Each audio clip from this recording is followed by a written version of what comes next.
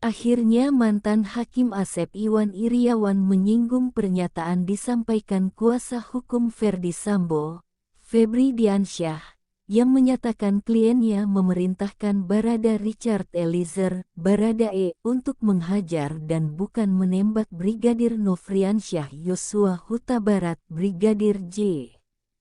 Coba tanya Sambo sampai kapan mau melawak, kata Asep saat dihubungi Kompas.com. Kamis tanggal 13 Oktober tahun 2022. Sambo, yang merupakan salah satu tersangka kasus dugaan pembunuhan berencana terhadap Yosua, melalui kuasa hukumnya juga mengeklaim dia sengaja membuat skenario baku tembak usai kejadian dengan tujuan menyelamatkan Eliezer. Ketika ditanya jika Sambo tetap berkeras dalam persidangan dengan keterangan itu, Asep hanya menanggapi dengan jawaban singkat. Ya enggak apa-apa, hiburan.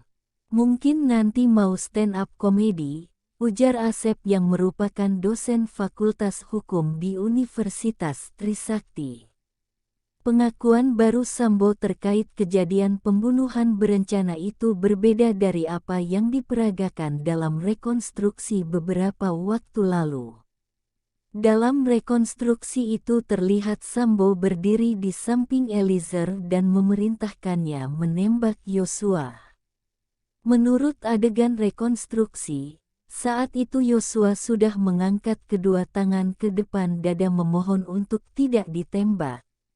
Kuasa hukum Baradae, Roni Talapesi, membantah pernyataan kubu Sambo. Roni menegaskan Eliezer sampai saat ini tetap menyatakan Sambo memerintahkannya menembak Yosua.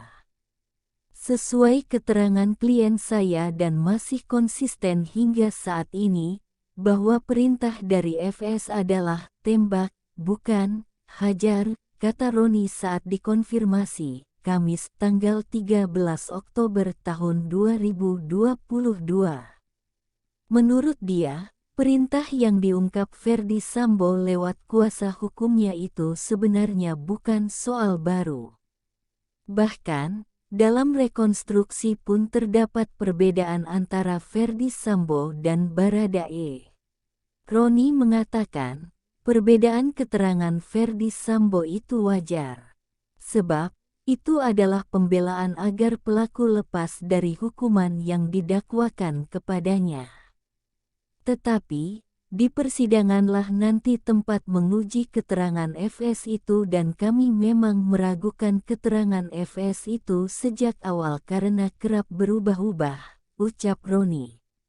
Kami juga sudah siapkan bukti-bukti untuk menunjukkan bahwa FS adalah dalang dari pembunuhan berencana terhadap Brigadir J, kata dia. Roni juga membantah klaim Sambo yang menyatakan membuat skenario baku tembak buat menyelamatkan kliennya.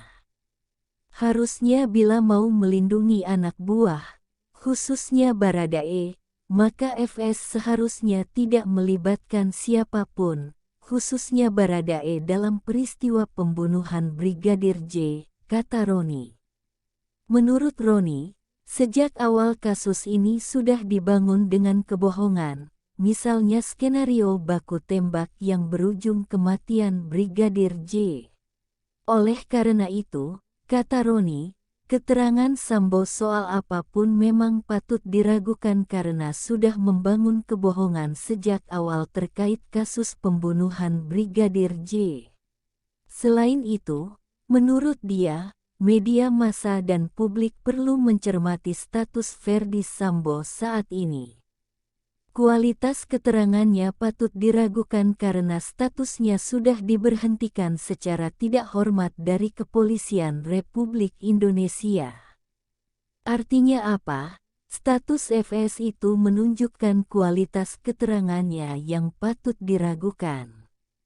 Mengapa?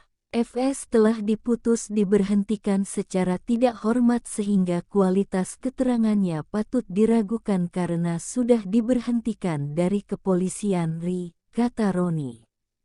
Rencananya sidang Eliezer juga digelar terpisah dari 4 tersangka lain, yakni Ferdi Sambo beserta istrinya Putri Chandrawati, Bribka Riki Rizal, mantan ajudan Sambo, dan Kuat Ma'ruf, asisten rumah tangga Sambo. Sidang Sambo dan kawan-kawan bakal digelar pada Senin, tanggal 17 Oktober tahun 2022. Sedangkan sidang Eliezer akan digelar pada Selasa, tanggal 18 Oktober tahun 2022. Sementara untuk perkara obstruction of justice di penyidikan Brigadir J telah ditetapkan 7 tersangka.